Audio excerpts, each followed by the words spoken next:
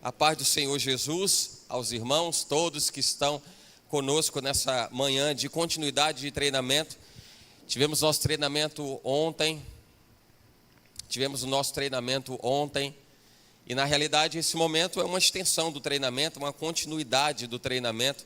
O nosso objetivo é que de fato a gente possa fechar com chave de ouro, concluir exatamente dentro daquilo que Deus trouxe aos nossos corações como motivo de aprimoramento, da nossa vida no Senhor. Então, para todo esse tempo de louvor, para todo esse tempo de dedicação, para todo esse tempo de entrega, para todo esse tempo de imersão na presença de Deus, é para que a gente possa realmente fazer com que valha a pena. A gente precisa fazer valer a pena. Guarde isso no seu coração, traga isso dentro de você. Eu preciso valer a pena, preciso fazer valer a pena. Eu preciso ter a certeza de que os meus dias nessa terra, em que eu defendo o Evangelho, a bandeira do Evangelho de Jesus Cristo, isso vale a pena. Tem que ter uma razão de ser. Não seremos tolos para desperdiçar o nosso tempo, para desperdiçar os nossos dias. Então cada dia tem que ser vivido como sendo o mais especial, mais extraordinário de todos. O fato de sabermos que Deus nos proporciona um propósito a ser alcançado, a ser cumprido, traz a certeza de que nós temos todos os motivos e todas as razões para a gente ter o nosso tempo ocupado em fazer aquilo que Deus espera que a gente faça. Propósito custa, e custa caro. Propósito custa o seu tempo, propósito custa o seu empenho, a sua dedicação. Propósito não é algo para ser tratado de maneira vã. Um propósito é algo precioso, é uma joia preciosa, é um valor altamente expressivo. Então não se pode tratar o propósito como se não fosse coisa nenhuma. E o propósito é vivido, tratado, alcançado ao longo de cada um dos nossos dias. Então vamos fazer valer a pena. Vamos fazer valer a pena. E se é para fazer valer a pena, vamos fazer de verdade. Porque eu sempre aprendi isso na minha formação desde a infância, de que se é para fazer, a gente tem que fazer bem feito.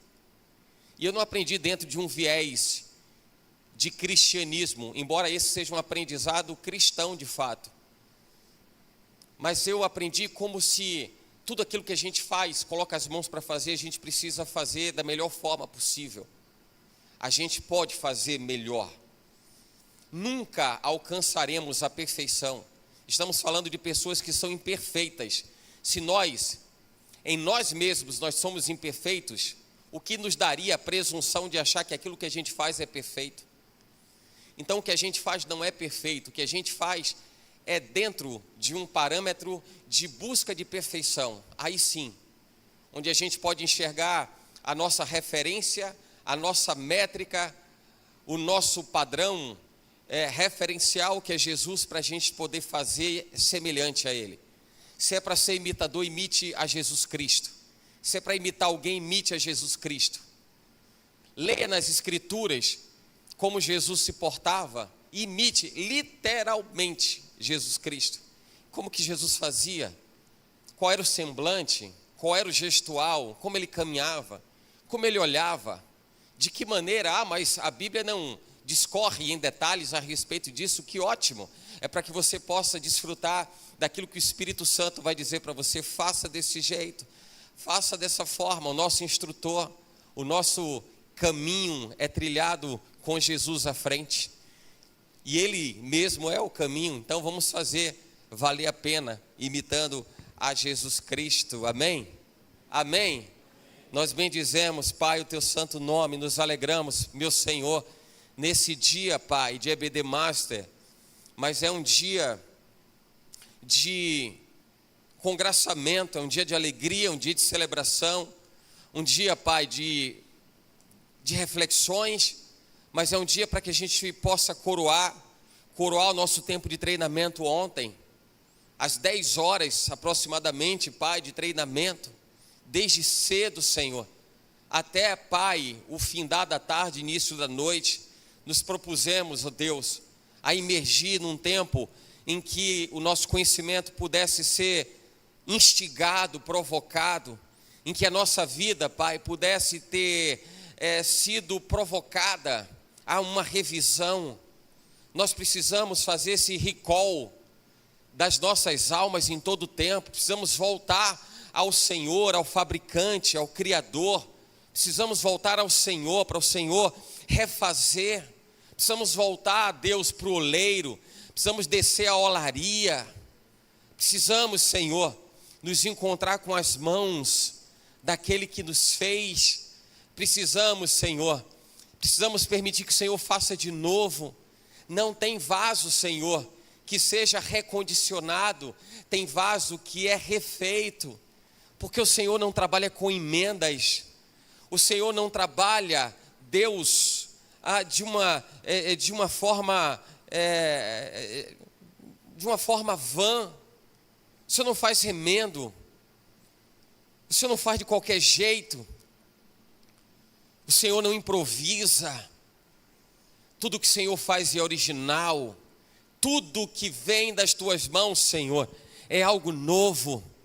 O Senhor faz novas todas as coisas. Por isso, Pai, nós queremos, Deus, descer a olaria. Nós queremos, Senhor, nos encontrar com o oleiro. Nós queremos, Senhor, vê-lo assentado, Pai, moldando o vaso. E esse vaso sou eu. Cada vaso que está aqui, Pai, e que assume essa condição de que são os vasos do Senhor, que são, Deus, moldados, feitos segundo as tuas mãos, obras, Pai, preciosas das tuas mãos. Obrigado, Paizinho. Obrigado, Senhor, por nos oportunizar esse tempo. Senhor, imagino, Deus, que esse tempo que o Senhor nos proporcionou de treinamento, entendo, Senhor, que é mais uma oportunidade para nós sermos melhores, uma oportunidade, Pai, para nós cuidarmos melhor das coisas do Senhor, para exercermos uma mordomia, Deus, com ainda mais afinco, mais determinação. Porque, Senhor, a igreja foi chamada para mordomia, e a mordomia não diz respeito ao nosso conforto, diz respeito ao nosso serviço. A mordomia, Senhor, fala do quanto nós, igreja, estamos dedicando tempo, envolvimento, o quanto nós estamos cuidando do caminho, o quanto, Senhor, nós estamos olhando para Jesus, o quanto nós estamos cuidando de uma vida zelosa, de uma vida, Deus, de compaixão, de preocupação com as almas. Isso aponta, Deus, para uma necessidade de revisarmos as nossas condutas, a nossa postura. E o Senhor nos oportunizou isso, o Senhor nos deu mais uma chance. Obrigado, Pai, por essa chance. Obrigado, Senhor, por esse momento. Obrigado por esse tempo. Obrigado pela oportunidade. Obrigado, Senhor, por tudo que o Senhor nos tem feito. E pelo tempo, Pai, de renovo que o Senhor nos proporciona a partir de agora, para sermos ainda melhores crentes em Jesus Cristo e podermos servi-lo, Senhor, com ainda mais afinco, com ainda mais vontade, com ainda mais desejo, meu Senhor, colocando o Senhor em primeiro lugar e vivendo Mateus 6,33, meu Senhor, com legitimidade, amando ao Senhor, ó Deus, honrando ao Senhor, ó Deus, sobre todas as coisas, buscando o teu reino em primeiro lugar e entendendo, Senhor, que todas as outras coisas que nos são acrescentadas, elas são supérfluas. Ainda, Senhor, que tem um senso de importância nos nossos dias, dentro de um contexto tão gigantesco que é a eternidade, elas são rasas, elas são passageiras e elas não representam o tesouro que nós devemos ajuntar nos céus. Obrigado, Pai, por esse tempo, por essa hora. Obrigado pelo amor, Deus, ministrado aos nossos corações. Obrigado, Pai, pelo amor difundido entre nós, irmãos em Cristo. Obrigado, Senhor. Obrigado, Pai, por nos dar o entendimento do quanto vale a oração, Senhor, sem nos deixar inquietos por isso, sem nos deixar angustiados por isso, mas o Senhor manifesta o teu poder, Pai, da forma com que o Senhor se apraz em fazer, e não se perde tempo, Deus em tempo de oração. Esse não é um tempo perdido, esse é um tempo achado, é um tempo encontrado, onde nós somos provocados, Senhor, a reencontrar, Deus, a nossa dracma que se perdeu. Obrigado, Senhor. Esse é o tempo, Pai, essa é a hora em que o Senhor busca e encontra nesse lugar, sem dúvida, os verdadeiros adoradores, que o adoram em espírito e o adoram em verdade, em nome de Jesus. Você pode dizer amém? Glória a Deus. Você está com a sua Bíblia? Abra a sua Bíblia no livro de Ruth, no capítulo 1.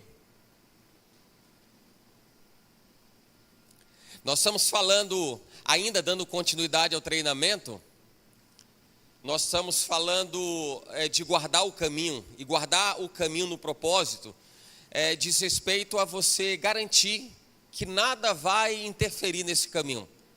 Eu preciso partir dessa premissa, porque tudo vai implicar nessa leitura inicial, de que nós estamos falando de guardar o caminho. O tema proposto em Deus para o nosso treinamento diz respeito a guardar o caminho no propósito. Diga comigo, guardar o caminho no propósito. Vamos de novo, mais força, guardar o caminho no propósito. Vamos junto agora, todo mundo, vai. Guardar o caminho no propósito. Só para a gente entender um pouco. Aliás, já vou pedir até para você se assentar. A gente vai fazer a leitura já sentado. Mas só para eu poder fazer essa introdução e você entender a conexão de todas as coisas, de todos os textos, de todos os versículos, de todo o histórico, de todos os acontecimentos. Vamos lá. Quando a gente fala a respeito de guardar o caminho no propósito, é saber que eu tenho um caminho que eu vou ter que trilhar e eu vou atingir o propósito. Vamos entender que propósito é o objetivo. Propósito é o objetivo. Propósito é o objetivo. Então vamos lá, para ficar claro, você desenvolve o seu trabalho. Quando você realiza o seu trabalho, você vai chegar no objetivo final, não é isso? É ou não? Vou precisar de vocês, hein? É ou não é? Então assim, você não faz alguma coisa e deixa inacabado. Tem pessoas aqui nos mais diversos ramos da atividade comercial, e para cada trabalho que é executado, ninguém larga pelo caminho um trabalho. Larga pelo caminho? Então tem aqui a Aline e a Atma, estão ali no salão, aquela coisa toda. A pessoa, cliente vem e aí vai fazer o cabelo e você larga no meio do caminho e diz, terminou, pode ir embora. É assim? Não é. A pessoa vai dizer assim, você não concluiu o trabalho, não está finalizado o trabalho. Então alguém dirige por aplicativo e aí pega o cliente no meio do caminho e pega o cliente em algum lugar e larga no meio do caminho e diz assim, pode descer agora, pode ir embora. O cliente vai dizer assim, mas você não me deixou no destino, você não me fez chegar ao lugar que eu me propus a chegar. Significa dizer que você teria deixado o trabalho pelo caminho inacabado, incompleto. Quando nós falamos de guardar o caminho no propósito, estamos falando de propósito. E que propósito é esse que Deus vai cumprir na minha vida? Quando o apóstolo Paulo, ele declara, combati o bom combate, encerrei a carreira e guardei a fé, ele traz um senso de realização, de ter findado o seu trabalho, de ter cumprido o seu trabalho, sem que ele precisasse fazer nenhuma consideração a respeito de algo que ele não tivesse feito, de algo que ele tivesse deixado para trás. Então ele fala, combati o bom combate. Combati o bom combate, ele assume claramente que ele fez o que tinha que ser feito, ele trabalhou o quanto deveria ter trabalhado, que ele foi para a guerra o quanto ele poderia guerrear, que ele foi para a luta o tanto quanto ele tinha gás para poder lutar, para poder estar na guerra. Combati o bom combate, ele está dizendo aqui, eu não recuei, eu não deixei de fazer o que eu precisava fazer, eu não abandonei a minha missão, combati o bom combate. Combater o bom combate, em outras palavras, de forma bem simplória, é você saber que você está pronto para realizar alguma coisa e fazer. Quando você, estando pronto para fazer alguma coisa, faz, você está combatendo o combate. E o bom combate diz respeito ao combate para o qual você foi chamado. Não dá para cobrar de um advogado que ele possa exercer bem um trabalho de um médico. Não pode entregar um bisturi para um advogado, porque o advogado vai matar o paciente. E certamente o propósito do paciente, no que diz respeito à cirurgia dele, não é ficar pelo caminho. E sem dúvida nenhuma o advogado o deixaria pelo caminho. É claro que ele não completaria o trabalho de forma exímia, né? De maneira primorosa, ele não completaria o trabalho. Então não se pode cobrar de alguém aquilo que ela não pode fazer. Não se pode ter do médico uma performance profissional similar ao de um advogado no meio de juristas. Na hora de um julgamento, então não pode chamar o médico para poder fazer a sustentação oral em defesa do cliente, não dá. Porque se o médico for chamado para fazer isso, ele vai deixar aquele cliente que está sendo julgado na mão. Ou seja, não dá para chamar esse de combate para o médico. O meio jurídico não é o combate do médico. O meio jurídico é o combate do advogado. O centro cirúrgico é o combate do médico. O salão de beleza é o combate lá de Aline e de Atma e de outras pessoas que trabalham no mesmo ramo. O combate de vendas é a área, o seu combate trabalhando em vendas é a área de vendas onde você trabalha e precisa fazer o seu melhor. Só que uma coisa nos une e nos tira dessa excentricidade. Excentricidade diz respeito a coisas que estão fora do eixo. Excentricidade. Essa excentricidade é a pessoa que trabalha do salão, não tenho nada com isso. É a pessoa que é o advogado, não tenho nada com isso. Não é a minha profissão, não é a minha formação. A pessoa que trabalha no ramo de elétrica, eu não sei. Quem trabalha no ramo de gráfica, não é a minha área, não é a minha expertise. Mas tem uma coisa que nos atrai a um eixo, e esse eixo é comum. É de quem nós viemos, é de onde nós procedemos, quais são as nossas origens. E indiferentemente ao trabalho comercial exercido por quem quer que seja, e cada um combate na sua área de trabalho o seu bom combate, nós combatemos juntos um bom combate. E esse bom combate que nos torna comuns é o fato de nós estarmos ligados à árvore. Quando Jesus fala, eu sou a videira verdadeira, e vós são os ramos, os galhos. E ele diz assim, e o ramo que não estiver em mim, ele fala a respeito de quem não está nele, ele está chamando a atenção para o eixo central. A vara que não estiver em mim, por si só, ela não pode dar fruto. Vamos entender uma coisa? Alguém está no trabalho, executando a sua atividade, e um outro profissional de uma outra área, o quanto que ele pode te ajudar a você fazer aquele trabalho? Do ponto de vista técnico do que você faz, nada. Ele não pode fazer absolutamente nada. O seu trabalho de advogado, eu não vou poder fazer absolutamente nada. Eu desconheço. Não tenho entendimento na área.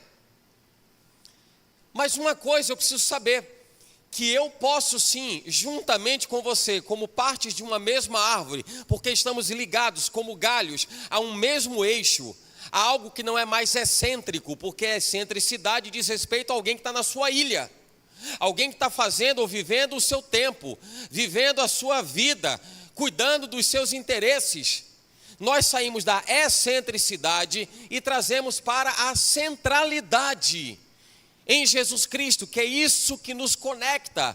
Por isso que nós somos um corpo assim bem ajustados, totalmente ligados, vivendo em amor, uma família sem qualquer falsidade, vivendo a verdade, expressando a glória do Senhor. A gente vai lembrar da canção, porque nós somos trazidos a um centro, e esse centro, invariavelmente, alguém pode dizer assim, mas eu não quero ser desse centro. Não importa, porque a criação é de Deus. Diabo não tem parte na criação, Satanás não tem parte na criação. Por mais que você conheça, saiba de alguém que tem aversão a relacionamento com Deus, ela vai ter que ter a certeza, e ela vai ter que entender que não dá para se mudar isso, e ela veio de Deus, ela é criação de Deus, ela é criação de Deus. Olha para mim, não perde, não desconecta. Ela procede de Deus. Agora, eu estou construindo a ideia do que a gente vai entender, inclusive na leitura do texto. Preste atenção. Se eu tenho que guardar o meu caminho no propósito, eu tenho um objetivo. Eu estou combatendo o meu bom combate dentro de um assunto que é comum a todos nós. O assunto do cristianismo, uma vivência em Deus, porque eu sei que eu vim de Deus. Esse não é o combate do outro, esse é o meu combate. É o combate do outro, mas é o meu combate. E vai chegar o tempo em que eu vou dizer: combati o bom combate, eu fiz o que tinha que ser feito. Paulo termina dizendo: encerrei a carreira e guardei a fé.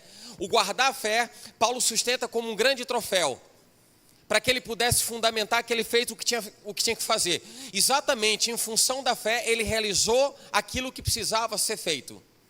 Quando Jesus diz assim: se tiverdes fé como um grão de mostarda, Jesus trata de algo talvez complexo ao entendimento das pessoas, ao entendimento dos homens, do ser humano de forma geral. E Jesus diz assim: se você tiver fé como um grão de mostarda, você vai dizer para esse monte: sai daqui e pule acolá. Pergunta a você: em que momento da Bíblia você viu o monte saindo de algum lugar e mergulhando no mar? Tem alguma passagem bíblica que fala a respeito disso? Tem, sim ou não? Vamos ser diretos, sim ou não? Não tem. Mas espera aí, por que Jesus fala aquilo? Ele está se arriscando? De repente alguém dizer: é verdade? Vamos ver se é verdade, vou testar para ver se Jesus está falando a verdade. Certamente não aconteceria, porque se aquela pessoa dissesse: eu vou testar se de fato isso é verdade, ela já alimentaria dentro do seu coração uma descrença de que aquilo pudesse acontecer, porque monte parece ser algo tão complexo, tão pesado, tão difícil de se imaginar que se desprenda da terra, se desprenda do chão e comece a andar no sentido de mergulhar no mar. Sem dúvida nenhuma que se alguém parasse para dizer: se eu vou testar Jesus, estaria se expondo a uma vergonha. Qual seria a vergonha? Você nunca teve fé. Porque se você tivesse fé, isso aconteceria. Jesus começa a mexer com coisas naturais para conectar o sobrenatural. Porque veja, o que é natural para o homem a respeito de ressurreição? O que é natural? Ressurreição. Ninguém entende ressurreição. O que as pessoas entendem e elas percebem que acabou é quando alguém está dentro de uma urna funerária. Alguém está dentro de um caixão, vai ser enterrado, então acabou. Essa é a leitura de muitas pessoas que não acreditam em Jesus, ou até acreditam em parte, mas não conseguem compreender o senso do que é a ressurreição. Porque é algo que foge daquilo que ela consegue ver, aquilo que ela consegue pegar, aquilo que ela consegue notar. A pessoa consegue ver a morte, entender a morte.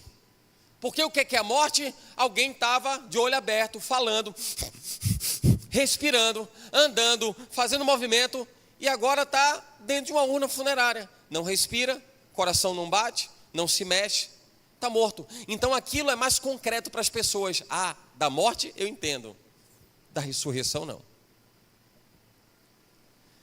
Aí Jesus fala: se você tiver fé como um grão de mostarda, vai dizer para esse monte: sai daqui e se precipite, mergulhe,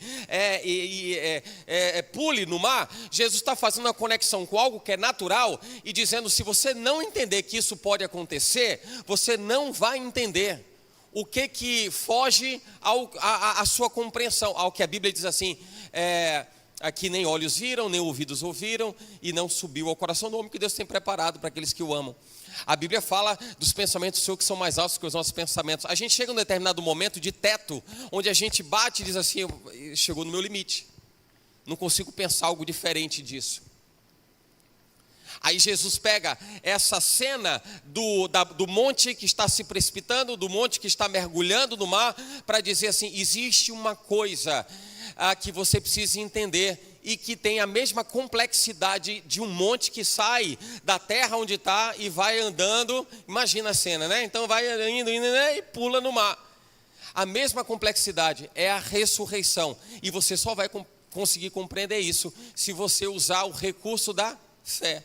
Paulo fala: então guardei a fé como seu grande troféu. Fiz o que tinha que ser feito, combati o bom combate. Chega o momento de eu cumprir e viver agora o outro lado da minha vida. O outro lado da vida não é o ghost lá do passado, né? do outro lado da vida é agora viver a eternidade no Senhor, é viver a eternidade na presença de Deus. E Paulo traz isso com grande certeza, com grande convicção. Fiz o que tinha que ser feito, combati o bom combate. Agora passo a viver uma nova realidade, porque eu creio na ressurreição. Por que agora eu tenho uma ressurreição? Já que eu encerrei a carreira, não tem mais o que fazer. A Bíblia diz assim: faça o que tem que ser feito, e faça com todo o seu primor, porque para a sepultura, para onde tu vais, não tem obra, não tem nada.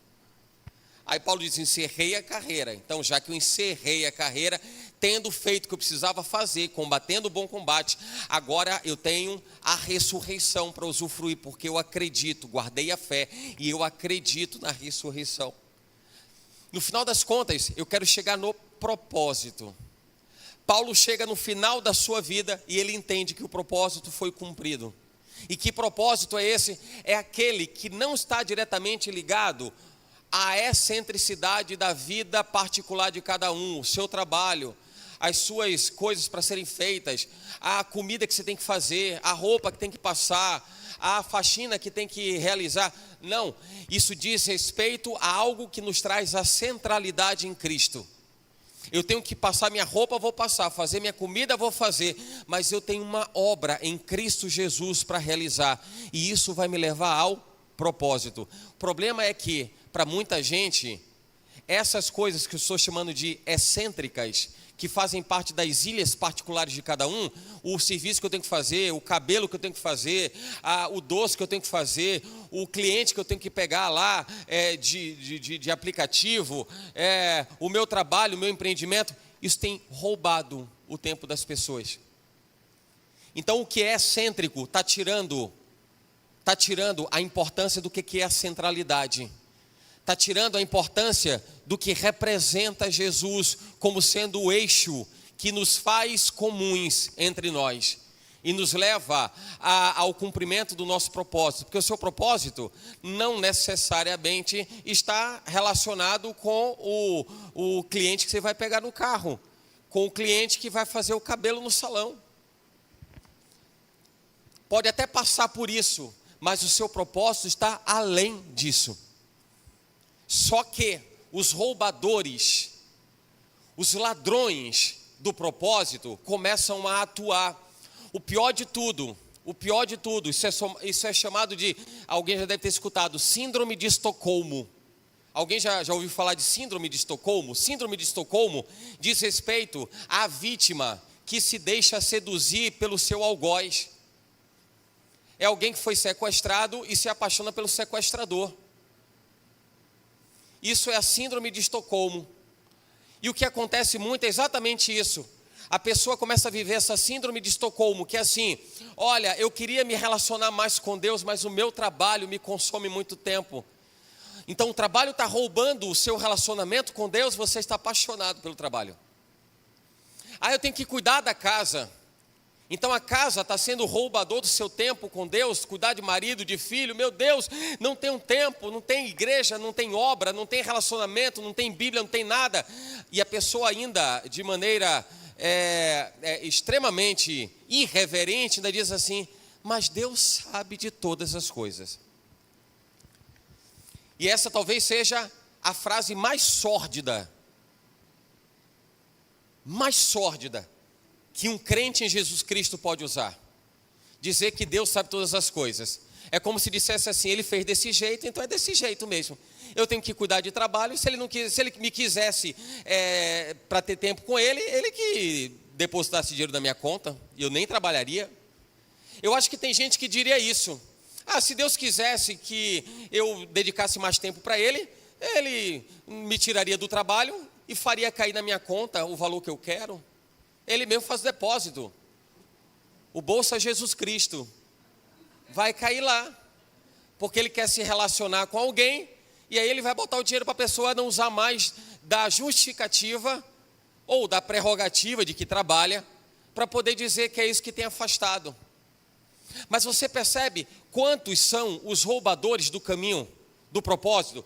Quantos são os roubadores do propósito que vão nos tirando do caminho e a gente vai perdendo a referência do que tem que ser feito? A gente deixa de combater o bom combate, a gente deixa de fazer o que Deus espera que a gente faça, porque nós teremos sempre uma desculpa que vai justificar e alegrar o nosso coração. As pessoas não se preocupam nem como é que está o coração de Deus a respeito disso. Mais importante é que o meu coração fique em paz.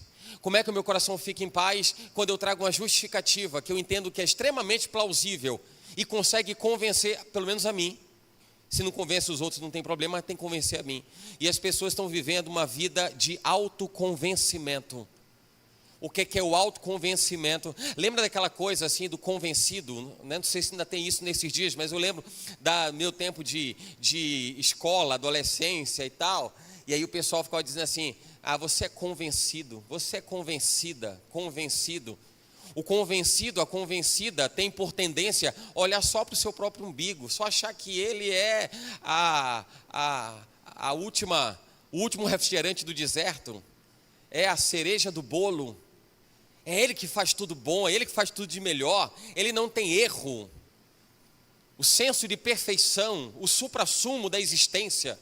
Alguém que está coberto de perfeição, é muita perfeição, meu Deus do céu, é um negócio extraordinário, não consegue olhar minimamente os seus defeitos mais visíveis, mais claros, porque a pessoa é convencida, e tem um monte de gente que acaba vivendo essa vida de convencimento, e consegue se convencer a ponto de se achar perfeito, e é por isso que a gente vai lembrar das palestras de ontem, e vamos lembrar quando muitas pessoas talvez pensem que está tudo bem e acham que está tudo certo.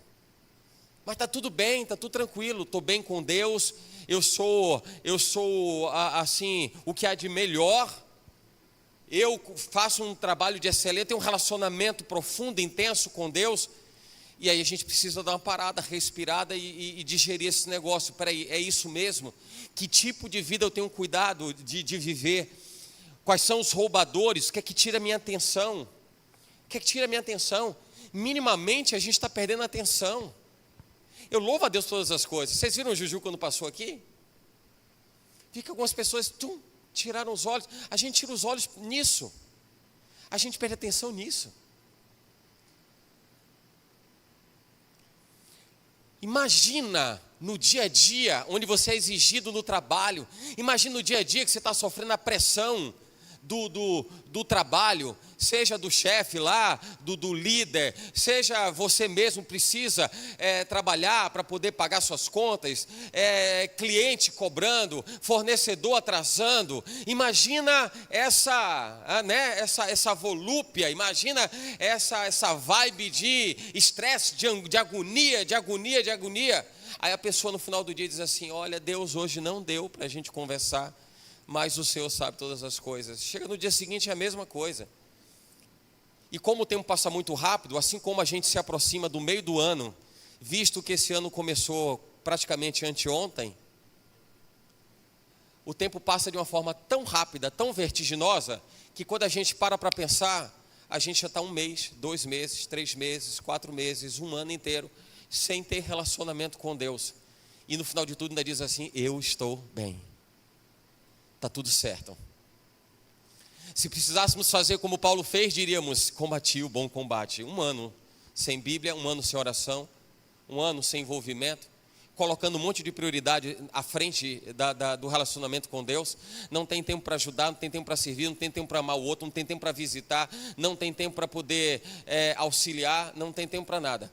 Mas diz, combati o bom combate. E se necessário for encerrar a carreira, encerro, guardei a fé. E de uma forma desonrosa, abre a boca para dizer que guardou a fé. Mas espera aí, a Bíblia diz que o justo vive da fé. E tem gente que está vivendo das suas rotinas, que são mas tão intensas, tão duras, tão cruéis, e que nem mesmo o discurso do Evangelho de Jesus Cristo sensibiliza aquele quem escuta. Tem coisa no nosso dia a dia que nem o discurso do Evangelho. Sabe o que a Bíblia diz? Que nos últimos tempos muitas pessoas deixariam de ouvir a sã doutrina e até rejeitariam, porque seria como comichão nos ouvidos. As pessoas estão ouvindo a sã doutrina assim, que coisa chata, que negócio mais enjoado. Falar desse negócio mais insuportável. mas precisa ser insuportável na medida em que nós precisamos permitir esse arestamento. E arestar alguma coisa vai implicar em você usar alguma ferramenta para poder dar forma àquilo, para poder lixar aquele negócio. Tem sujeira de panela que você não consegue tirar na bucha, assim, sabe aquela buchinha? Aquela buchinha que às vezes as pessoas usam para fazer esfoliamento facial? Esfoliamento do rosto. Não dá para pegar a buchinha do esfoliamento do rosto para lavar a panela que está lá o negócio incrustado. Você vai ter que pegar, não vou fazer publicidade da marca, mas você tem que pegar palha de aço. Você tem que pegar o negócio e esfregar, tem que doer aquele negócio. Relacionamento com Deus vai nos levar a momentos que isso vai doer dentro de nós, irmão. Vai doer dentro de nós. Porque não dá para a gente rejeitar o fato de que a gente está cumprindo um caminho. Que todo mundo está cumprindo um caminho, isso é fato. Qualquer pessoa no mundo nasceu, começou, deu start. Começou. Acabaram-se os dias, acabou-se o tempo, então acabou também a oportunidade dela fazer alguma coisa. Então o que a gente tem que fazer é de quando a gente tem a vida inaugurada na terra, da gente nasce, eu diria até no ventre, você é até mais rigoroso, no ventre já dá para dar uns glória a Deus. Né? É só a mãe ficar gritando, dá glória, irmão, dá glória, aleluia, aleluia, aleluia, né? Então no momento que tem vida, até o tempo em que ela se extingue na terra, que ela acaba. E esse é o nosso tempo da gente cumprir um caminho ou cumprir o caminho. Quando esse monte de coisa começa a tirar a atenção de quem de fato é o centro da nossa existência, eu passo a enxergar aquilo que é excêntrico. Aí cada um vive a sua vida, é por isso que é fácil alguém dizer assim, olha, é o meu trabalho, não posso estar porque o meu trabalho não libera. Olha, eu não posso porque o meu trabalho, olha, não dá para fazer porque é a minha família, é porque eu preciso atender a tal pessoa. A gente começa a viver essas ilhas, é a excentricidade, e cada um tem a sua, é inegável que cada um tem as suas responsabilidades a fazeres. É isso que talvez faça pesar um pouco mais. Por exemplo, ontem a gente falava, salvo engano foi ontem, me parece, a pastora Neiva falou a respeito disso. Olha o quanto nós nos sensibilizamos, agora você vai entender de forma bem clara. Olha o quanto nós nos sensibilizamos quando alguma coisa acontece conosco. Por exemplo, um ente querido que faleceu. Nosso coração está destruído. Destruído. Que mais que a gente quer numa hora dessa? Apoio, alguém que diga assim, irmão, olha, eu sei que está doendo, mas chora comigo aqui. Bora, a gente está junto. Poxa, eu sei que é difícil, mas vamos levantar, vamos embora. Olha, não desanima não, não desanima não. Cada vez que alguém apoia uma pessoa nessa situação, meio que tira ela daquele foco do problema. É claro que alguém que não dê esse suporte, se não tem ninguém para fazer isso, a cabeça daquela pessoa vai estar onde? Eu perdi, não tenho, não tenho. Qual é a ideia então? Isso é lógico.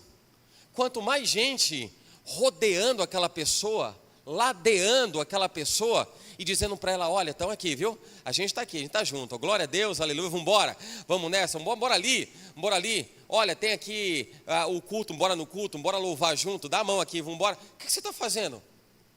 Você está carregando o fardo dela, e para ela está ficando mais leve.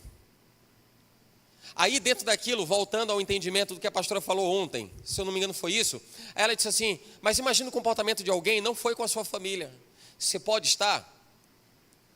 Não posso por causa do meu trabalho, poxa, não dá para mim. Sabe como algo que se torna tão impessoal, que eu vejo que eu não preciso carregar o fardo do outro, não foi comigo. Se fosse comigo eu precisaria de alguém que me ajudasse, mas já que não foi comigo, deixa cada um carregando o seu fardo, e a gente passa a viver as nossas próprias ilhas, a nossa própria excentricidade, porque dentro da nossa excentricidade a gente está dizendo que não dá para poder ajudar por causa do trabalho, não dá por causa de filho, não dá porque tem que lavar roupa, não dá porque tem que passar roupa, mas se alguém perder seu próprio parente, ela não ia pensar em lavar roupa, ela não ia estar pensando em fazer faxina naquela hora, ela não ia estar pensando em fazer comida naquela hora. Há uma urgência maior. E eu disse que você entenderia de forma mais clara, de forma mais fácil, porque é exatamente o que acontece. Não quero trazer agora para o sentido de perda de alguém querido, eu quero trazer para o sentido do relacionamento com Deus, porque a gente trata da mesma forma, e é por isso que muita gente no relacionamento com Deus está vivendo um tempo fúnebre, está vivendo um luto de relacionamento com Deus. Por que um luto? Porque essa relação está morta. Essa relação está morta. E alguém vai querer se espelhar em Paulo para dizer: combati o bom combate, encerrei a carreira e guardei a fé. Você entende isso? Você percebe por que a gente precisa cuidar de guardar no caminho o propósito? Porque a gente está cumprindo esse caminho, vai chegar no objetivo. A questão é, eu vou chegar no lugar certo e eu vou fazer o que é certo, para eu saber que eu fui não somente eficaz, mas fui eficiente. Aliás, nesse contexto, eu não vejo até como alguém ser eficaz sem ser eficiente. Até acredito que nesse contexto, a eficácia e a eficiência andam lado a lado. Porque a eficácia diz respeito a você chegar. E a eficiência diz respeito a você chegar da forma certa. Como o cumprimento do propósito, ele invariavelmente depende de você fazer o caminho certo, não tem como você andar pelo caminho errado para chegar no lugar correto. Você precisa andar pelo caminho certo para chegar no lugar adequado e que Deus espera que você chegue. Eficiência e eficácia andando lado a lado. Não dá para se distrair com os roubadores do propósito, porque os roubadores do propósito vão dizer: olha, seu trabalho, hein? Você vai deixar a sua empresa lá na mão do funcionário? Tem um ditado popular que diz que o gado engorda, como é o negócio? No olho do dono, tem um negócio assim? O olho do dono, é isso aí. Tem o gado, eu sei que tem gado e tem dono. Então, tem gado e tem dono. O gado engorda debaixo do olho do dono. O dono tem que estar lá olhando o negócio, tem que estar lá se metendo no negócio, tem que estar lá o tempo todo. Você não parou para pensar que quando você partir dessa terra, você não vai levar esse negócio? Talvez você esteja até engordando o gado para que outro venha e coma o churrasco? Já parou para pensar nisso? Tem gente que está só engordando gado, depois vai embora e larga o gado. Alguém vai fazer churrasquinho ali. Está roubando o tempo das pessoas. Não tem tempo de relacionamento com Deus, porque só tem coisa para fazer, só tem tarefa para fazer, só tem atividades para fazer, cumprir isso, aquilo, outro.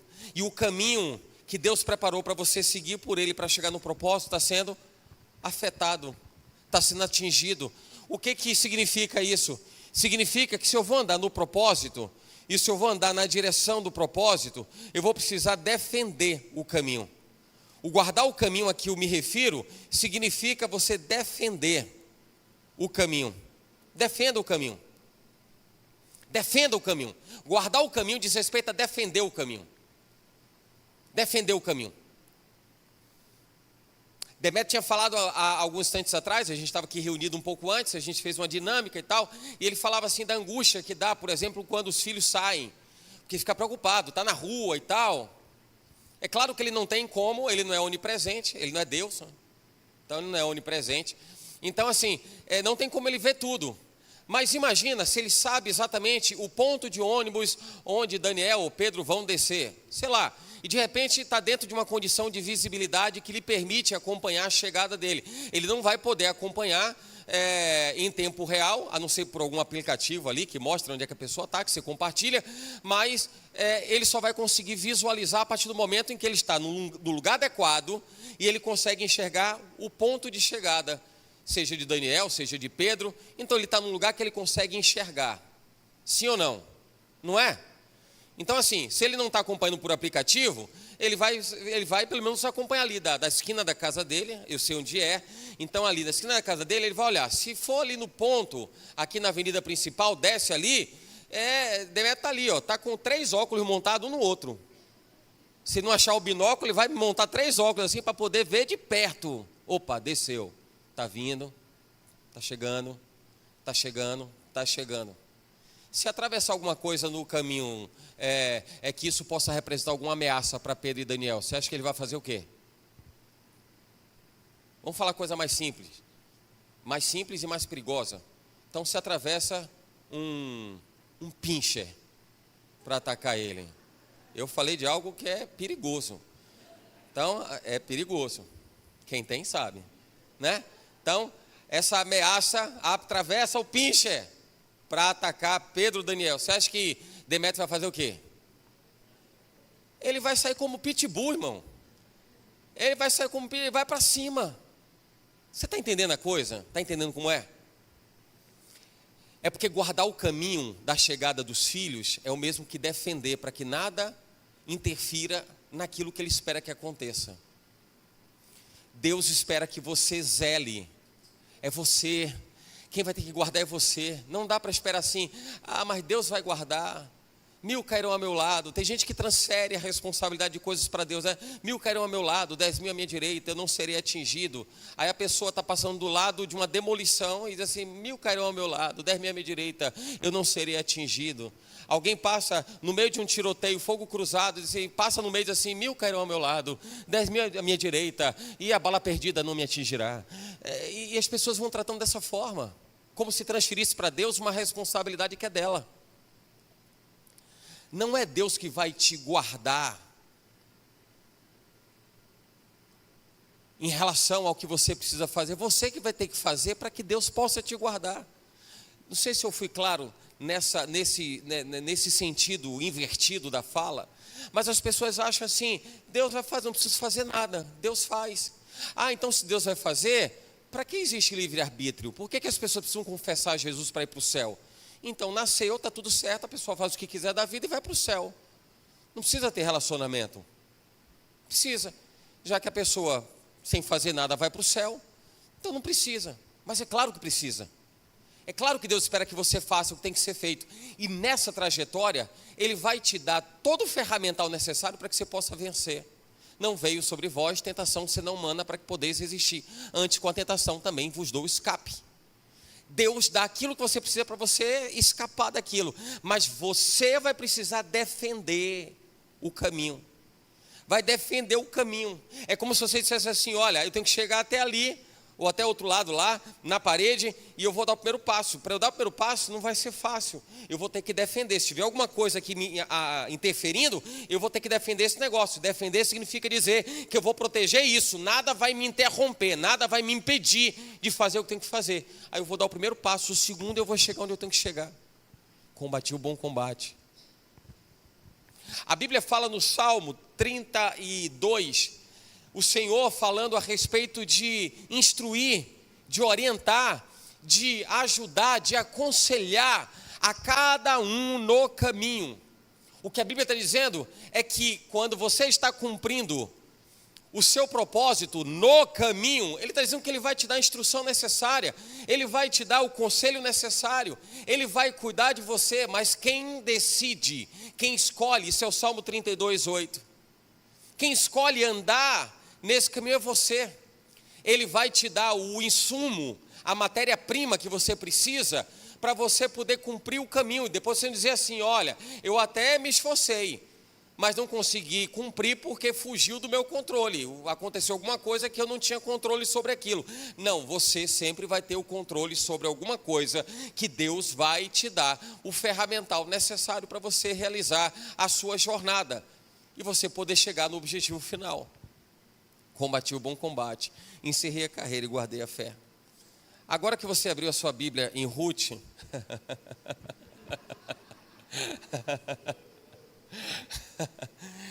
capítulo 1, versículo 16 ao 18, eu já ministrei metade da mensagem aqui. Disse, porém, Ruth, não me instes para que te deixe e me afaste de ti, porque aonde quer que tu fores, irei eu, e onde quer que pousares à noite, ali pousarei eu. O teu povo é o meu povo, o teu Deus é o meu Deus. Onde quer que morreres, morrerei eu, e ali serei sepultada. Me faça o Senhor e outro tanto, se outra coisa, que não seja a morte me separar de ti. Você sabe que quem falou isso foi Ruth. Disse, porém, Ruth, né? Quem falou isso foi Ruth. E ela falou para quem? Ela falou para quem? Ela fala para Noemi. Sabe, o guardar o caminho no propósito. A gente aprende muito com a história de Ruth, o cuidado dela com a sogra, a experiência de vida, ainda que dolorosa. A gente está falando de perdas importantes na família. E a gente está falando de um monte de problema que isso está carreando. Eu quero trazer uma similaridade, uma semelhança às nossas rotinas, porque a gente acha lindo quando a gente lê na Bíblia, glória a Deus, aleluia e tal, e muito daquilo que a gente lê na Bíblia está acontecendo com a gente, e a gente começa a tremer, começa a achar que é impossível, não dá, mas a gente elogia, aplaude, glória a Deus, olha que lindo, que belo, que extraordinário e tal. Mas a história de Ruth, a família ali, Ruth, Noemi, os homens ali que estão envolvidos, aí eu estou me referindo diretamente ao esposo de Noemi, que a Bíblia diz que morreu. Aí Noemi tinha 2 noras, porque tinha 2 filhos, e morrem os 2 filhos. A gente está falando de uma casa que só tem mulher agora, 3 mulheres. Aí você pode pensar, não, mas ela pode dar entrada no benefício, no INSS, não tem. Mas se ela for num CRAS, num CREA, pedir o apoio numa subprefeitura, prefeitura bairro, não tem. A questão aqui é o homem prover.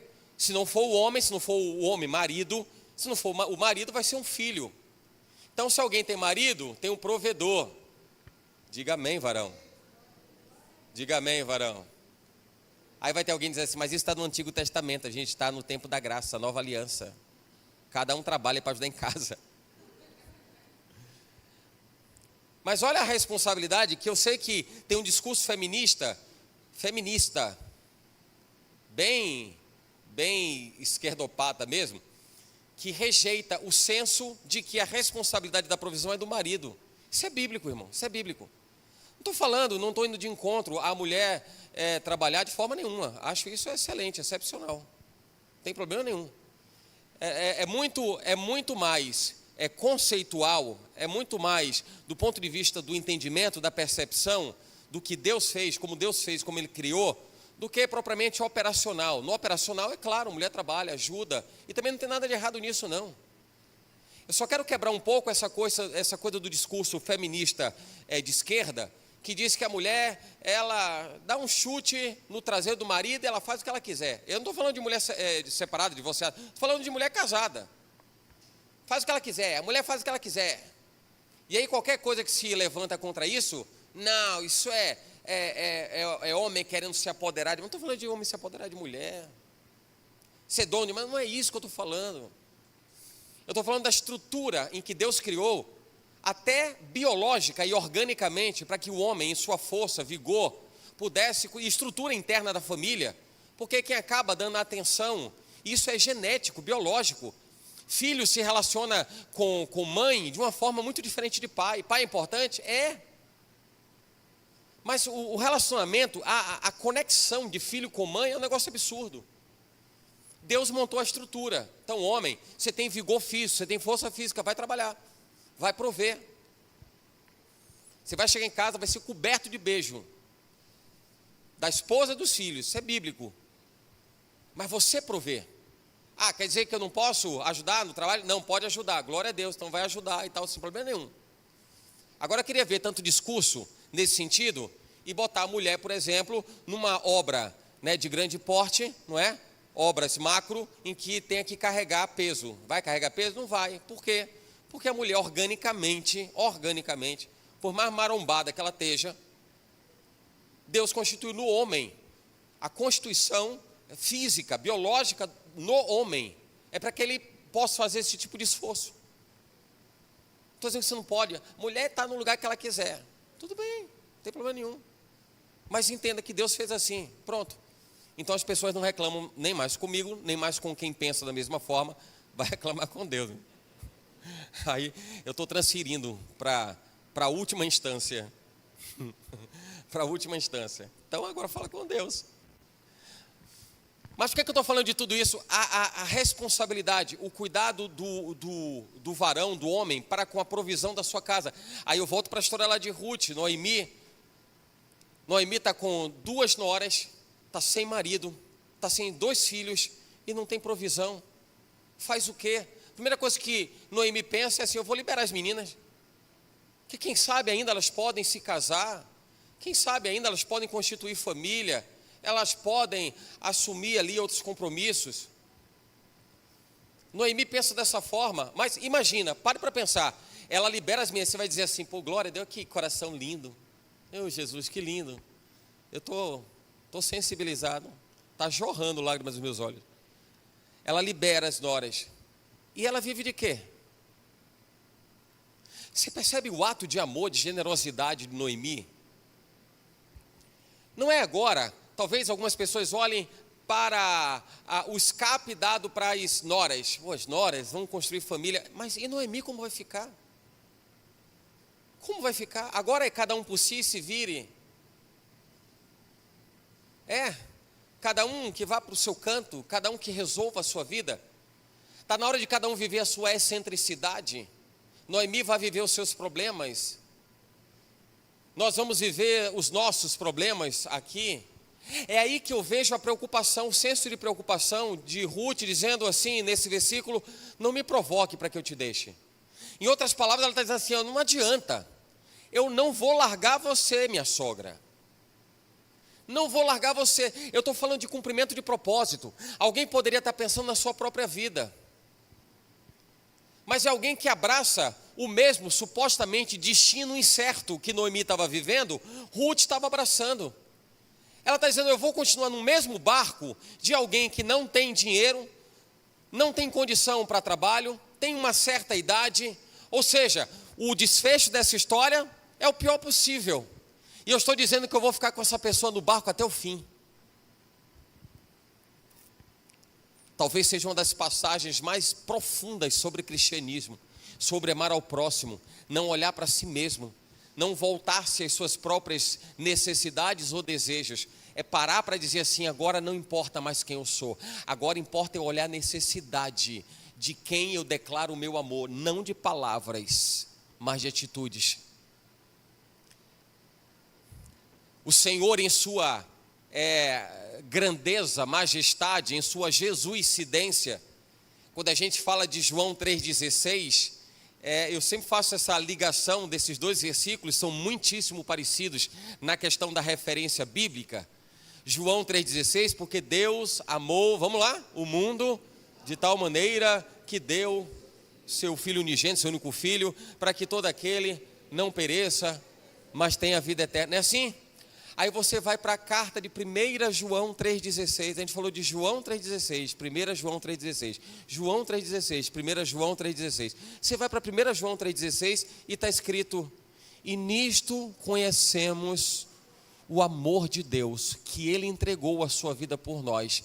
Importa que nós venhamos a dar nossa vida pelo nosso próximo. Você entende a conexão?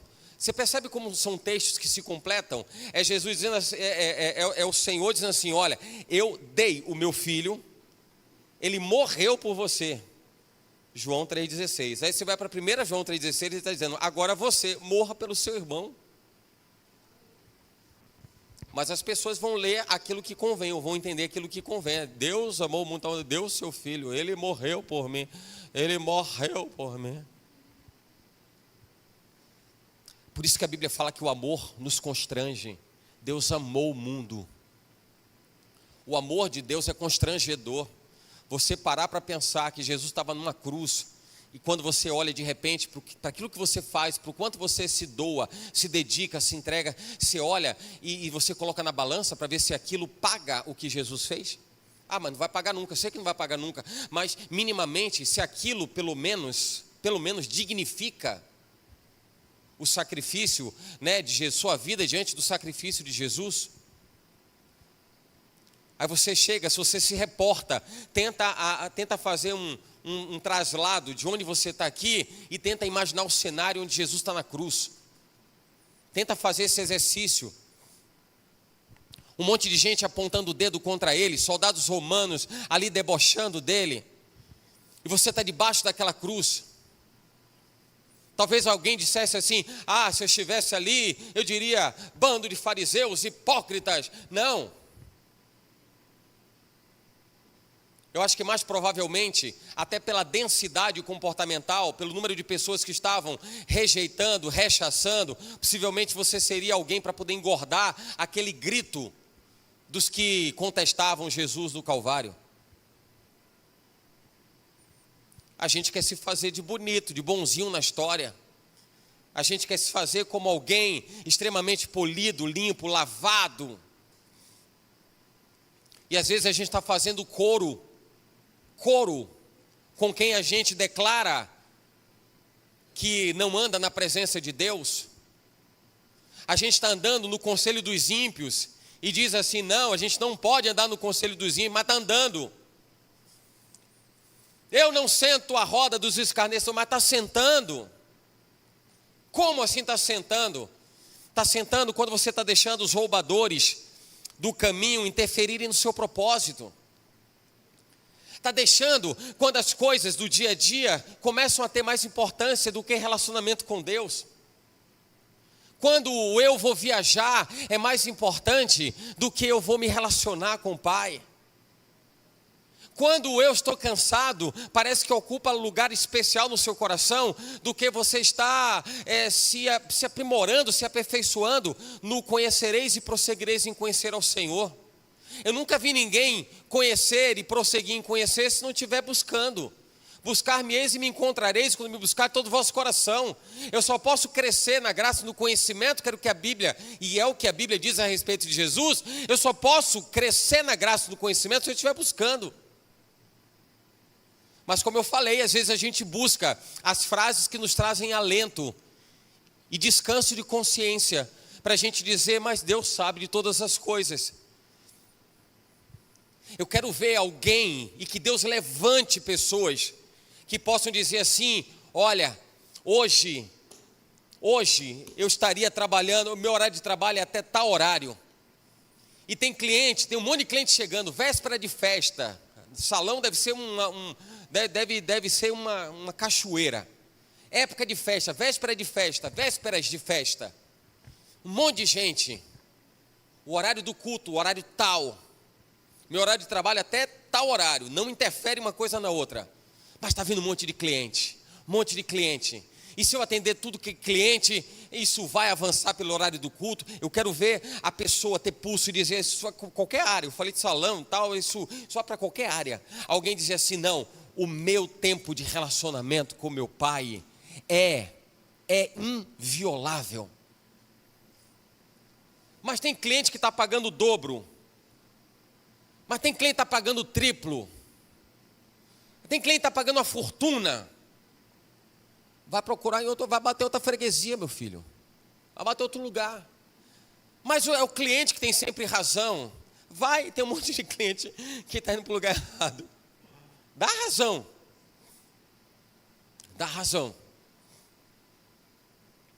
Roubador do caminho. Ruth está dentro do mesmo barco, diz para Noemi, não me provoque para que eu te deixe, porque eu não vou te deixar.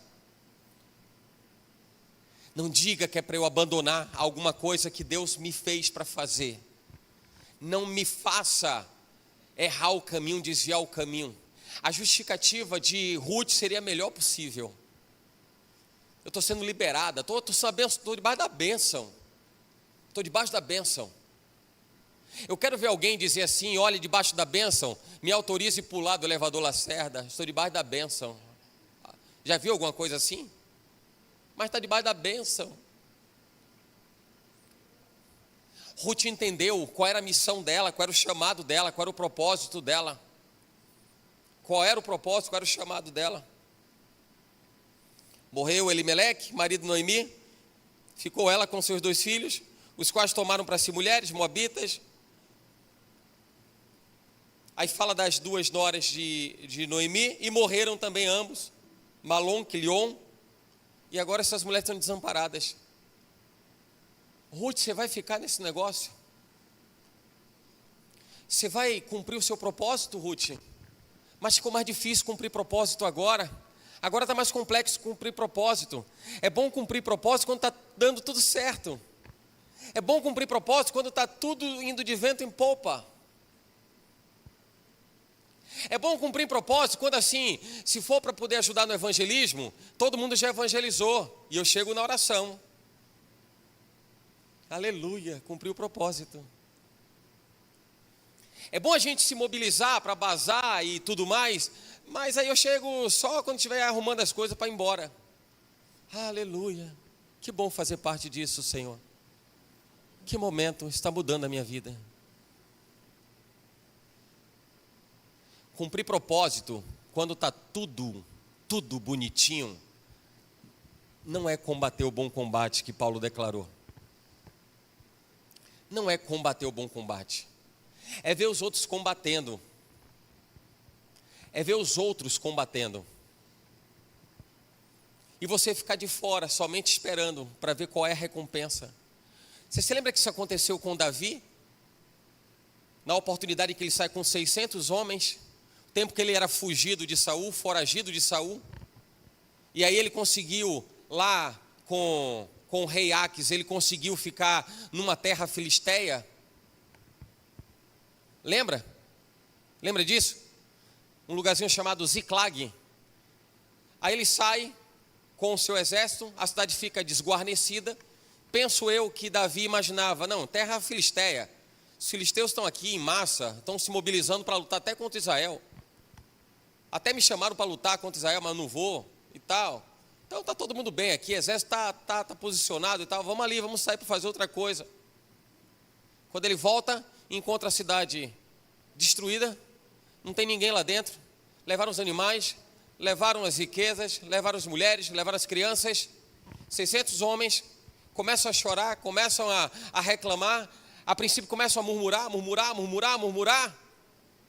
Imagino que Davi, num primeiro momento, imagino, isso é conjectura minha, a Bíblia não fala sobre isso, mas no primeiro momento, a ponto da Bíblia dizer que queriam até apedrejar Davi.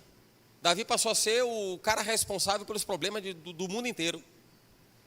Aí Davi, no primeiro momento, em desespero, ele percebe, aí vem um insight de Davi, tem que buscar Deus. Quem tem que me dizer alguma coisa é Deus.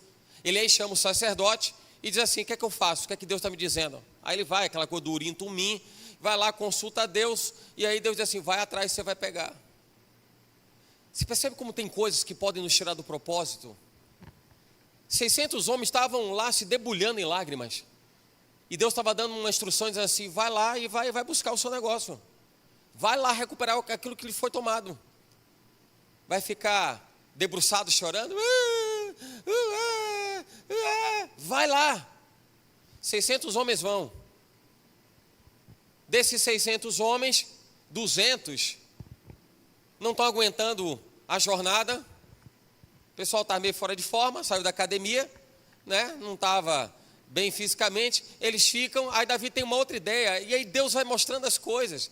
A gente está cheio de bagagem, se todo mundo for a buscar de bagagem, o pessoal vai chegar destruído.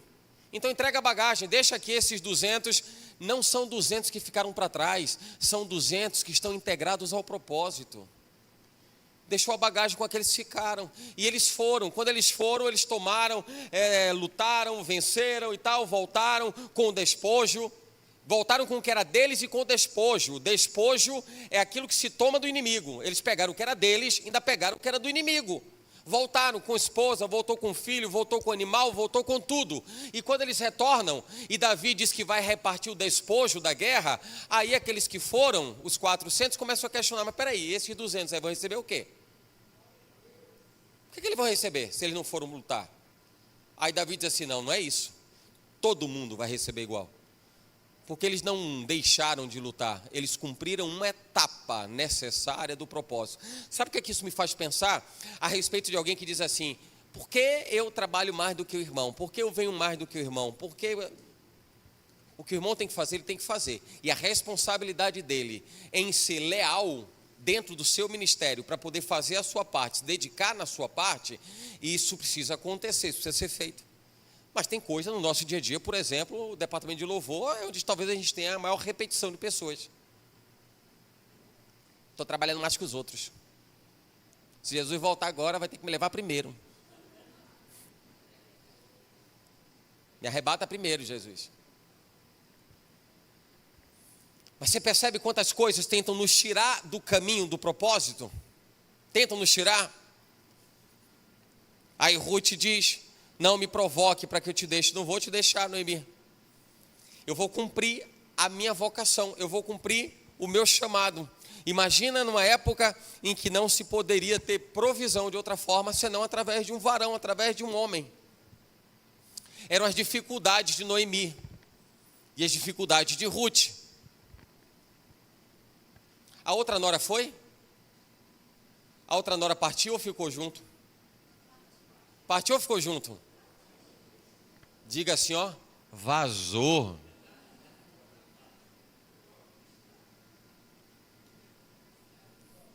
E como o Senhor sempre nos mostra os dois lados da moeda, as 10 virgens, 5 prudentes, 5 imprudentes. O filho pródigo, um que sai para gastar absolutamente, outro que permanece. A gente vai percebendo como Deus vai mostrando, todo em 360 graus, o comportamento, o que está proposto, o que cada pessoa vai desfrutar, usufruir. Não diferentemente acontece aqui. 2 noras, uma parte, a outra fica. A história de Ruth é algo tão extraordinário, que é da descendência dela, ela está integrada a essa descendência. É daí que nasce Jesus, irmão. Entende isso? Descendência de Boaz. Porque ela não desistiu. Porque ela não desistiu, mesmo diante da dificuldade. O que você acha que aconteceria se Ruth não tivesse perdido o marido? O que aconteceria? Vamos imaginar, eu não quero mudar a Bíblia não, Jesus, olha, estou mudando não, estou só fazendo uma conjectura, mas vamos lá, é porque a Bíblia diz, é daquele que mudar, né, uma vírgula e tal, estou mudando não, acrescentar, eu estou fazendo uma conjectura. Aí o marido Noemi não morre, os filhos não morrem, estariam vivendo em família, como qualquer família tradicional à época. O problema agora, o roubador do propósito agora é o quê? É a perda do marido. Faleceu, não tem como comer, não tem o que comer. Faz o que agora? Vou jogar para cima o propósito. Você se dedica na obra do Senhor. O que te é capaz de tirar daquilo que Deus te mandou fazer, irmão? Já ouviu aquela história de que flecha não tem vontade? A flecha lançada, ela não tem vontade própria? Soltou a flecha, ela está indo. Quem soltou não pode nem se arrepender. Ai, meu Deus do céu, flecha, volte aí, na moral. Tem? Não tem como. Não tem como. Tive a situação essa semana que eu soltei um e-mail no trabalho para 7 pessoas. Soltei um e-mail. E tem um recurso de você tentar trazer a mensagem de volta. Já usou isso? Tem um recurso de você tentar resgatar a mensagem. Só que tem um problema. Para onde foi endereçado, se a pessoa abrir a mensagem, já era. Chegou. Fazer o quê? Aí, se tenta resgatar de quem ainda não abriu. Se tenta resgatar. Eu soltei uma mensagem que nada tão drástico, dramático não, mas não estava direito, não estava legal. E eu tentei resgatar para as 7 pessoas, para quem foi endereçado. Soltei e tal, e aí tem assim, relatório de resgate da mensagem que está se tentando impedir que chegue. Aí eu vou lá, e aí ele vai atualizando. Resgatada, 0. Entregue, 7. Então tá bom. Não deu certo. Falhou. A única coisa que eu tive chance de fazer foi assim, pegar o mesmo e-mail e dizer assim, mandar para todo mundo de novo e dizer assim, desconsiderem o e-mail anterior. Pronto, fim de papo. E está resolvido. Mas você percebe como a gente precisa entender que dificuldades vão acontecer se a gente se deixar emaranhar, se embaralhar com os problemas. A gente não vai conseguir perceber onde é que está a direção para que as coisas sejam resolvidas da forma mais simples possível. Mais simples possível. O momento angustiante para Ruth era, não tem sogro, não tem marido, não tem, faz o quê? A outra debandou, caiu fora, faz o quê? Não, deixa eu parar, deixa eu refletir. Eu tenho um propósito. O que é que te faz fugir? O que é que te leva a se afastar ou a te afastar do seu propósito? Dificuldade, irmão, dificuldade todo mundo vai ter. Em algum momento, em alguma instância, todo mundo está passando por alguma dificuldade. Algum problema. Por algum problema. O versículo 11, ele diz assim, porém Noemi disse, tornai minhas filhas, porque irias comigo? Tenho eu ainda no meu ventre mais filhos, para que vos fossem por maridos? Tornai, filhas minhas, ide-vos embora, que já muito velha sou para ter marido. Ainda quanto eu dissesse, tenho esperança, eu ainda que essa noite tivesse marido, e ainda tivesse filhos e tal, esperá-lo-eis, tal. Está Noemi dizendo assim, vai embora. Vão embora. O medo, o receio. Quantas coisas as pessoas deixam de fazer ou se dedicar na obra por receio, por medo? Quantas pessoas estão se tolhendo? Não é alguém te tolhendo, é a pessoa se tolhendo. É a pessoa se tolhendo. A gente às vezes faz algo do tipo assim, irmão, você vai pregar quarta-feira.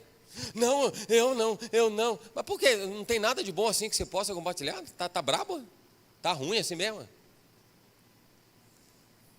Igual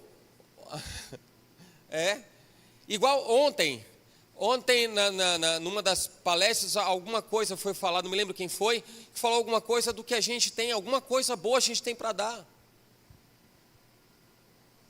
Você sabe que tem uma canção, deixa eu ver se eu lembro ela aqui, que eu estou falando e às vezes desconecta. Lembrei, ela diz assim, você vai se lembrar, diz assim, porque... Não quero falar a letra, que é para ver se você canta errado ou não, tá?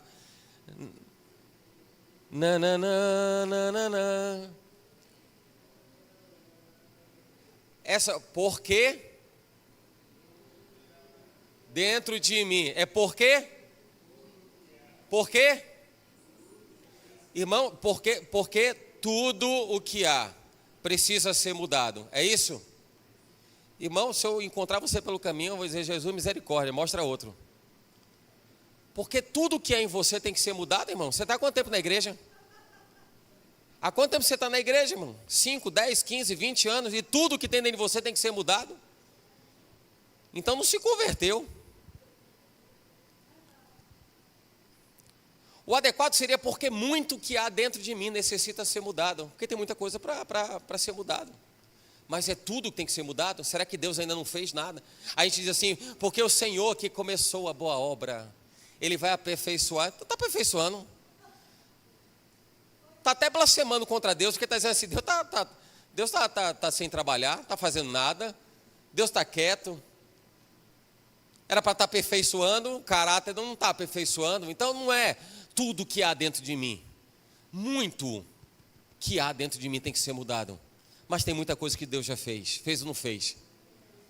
Na vida de Ruth, Deus fez de uma forma tão extraordinária que Ruth abriu mão da sua própria vida. E mesmo receando todo o problema que isso acarretaria ela entendeu que o propósito dela, a missão dela, era mais importante do que a própria vida. Pergunta a você, no texto faz-se menção a como aconteceria a provisão? Ruth parou para dizer assim: olha, eu vou conversar com Noemi e eu vou acertar com ela, mas eu já resolvi o problema da provisão, porque o problema da provisão agora já está controlado, então agora eu posso seguir Noemi. Tem isso? Não tem isso. Ela abraça o propósito e abandona algo que dizia respeito à própria vida dela. Como vai ser a minha vida daqui para frente? E eu penso que ela imaginou assim: não importa como vai ser daqui para frente, importa que eu estou fazendo aquilo que tem que ser feito, importa que eu estou cumprindo o meu propósito, importa que eu não estou ali somente cumprindo escala, eu não estou ali batendo o meu ponto, eu não estou ali mostrando para homens, eu não estou ali fazendo para agradar A, B ou C, eu estou ali para poder fazer aquilo que Deus quer que eu faça, aquilo que Deus quer que eu faça.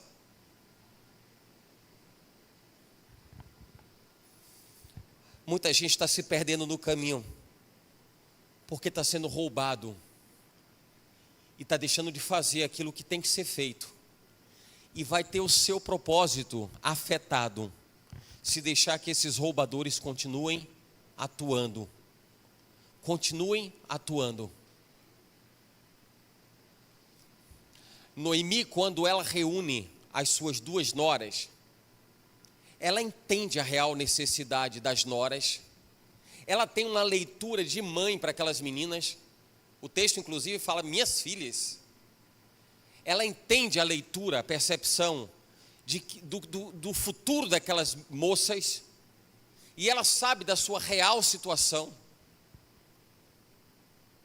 Nem por isso ela deixou de dar um bom conselho. O conselho, se você olhar da ótica de Noemi, alguém que ama um filho abre caminho para que esse filho possa se desenvolver, possa viver. Qualquer reação de pai, mãe com relação a filho vai ser assim: tudo que eu puder fazer por ele, por ela eu vou fazer. Noemi raciocinou dessa forma: vão embora, vão tocar a vida de vocês, eu já tenho uma idade aqui, não sei quanto tempo ainda me resta, mas toquem a vida de vocês. Esse foi o olhar de mãe, o olhar materno. Conselho, em que as duas minimamente pararam para escutar. Uma caiu fora, mas minimamente pararam para escutar. O que eu tenho para aprender disso? O que eu tenho para usufruir disso? Você é fonte de conselho, irmão. Você é fonte de sua história de vida. Você tem experiências de vida que tem muita gente que está precisando ouvir você.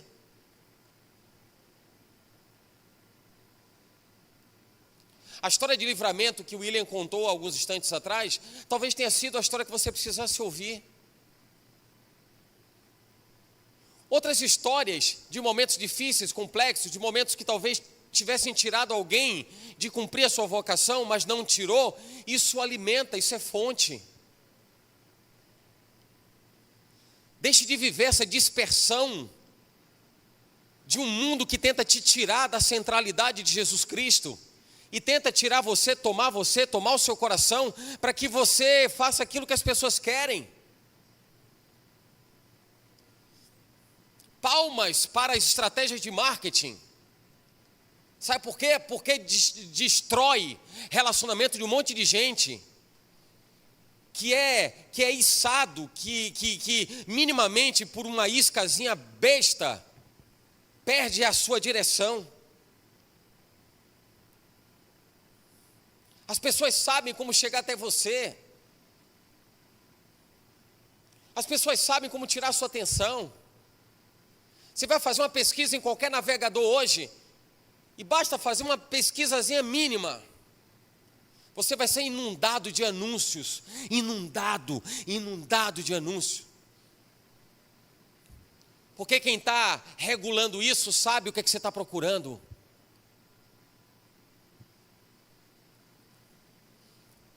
Sabe o que você está buscando.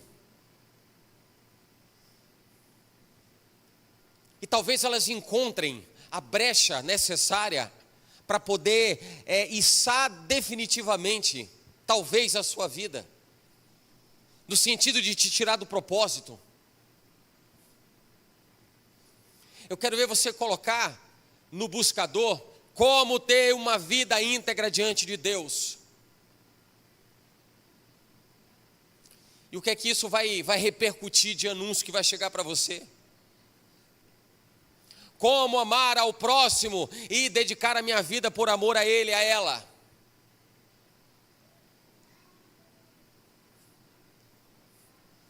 As coisas estão te tirando do caminho. As coisas estão te tirando do caminho. O medo, a inconstância, a dúvida, tudo isso tentou tirar Ruth de um caminho.